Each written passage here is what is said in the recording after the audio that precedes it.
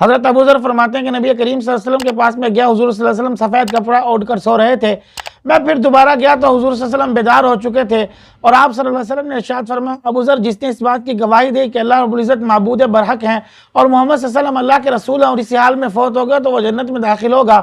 अबू ज़र फरमाते हैं कि मैंने अर्ज़ किया, अल्लाह के नबी, अगरचे उसने चोरी की हो या ज़िना किया हो? तो उन्होंने फरमाया, हाँ, अगरचे उसने चोरी की हो या ज़िना किया हो। 3 मरतबा अबू ज़र कहते हैं मैंने ये पूछा, आप सल्लल्लाहु अलैहि वसल्लम ने तीनों इरशाद फरमाया और मैंने कहा, और जब भी मैं इस हदीस को बयान करता था तो मैं ये कहता था, अबू ज़र गफ़ारी को अगरचे नागवार गुजरी हो। तो ये नबी करीम सल्लल्लाहु अलैहि वसल्लम ने ईमान की फजीलत के बारे में बताया कि जिसने ला इलाहा इल्लल्लाह मुहम्मदुर रसूलुल्लाह सल्लल्लाहु अलैहि वसल्लम पढ़ा वो ज़रूर जन्नत में जाएगा। अब इसका ये मतलब हरगिज़ नहीं कि वो जिना भी करे, चोरी भी करे, क्योंकि रसूल सल्लल्लाहु अलैहि वसल्लम ने फरमाया कि अगर करे भी तो इसका मतलब ये है कि इससे बचना भी ज़रूरी है और अपने कलमे को, ईमान को ताज़ा करना भी ज़रूरी है।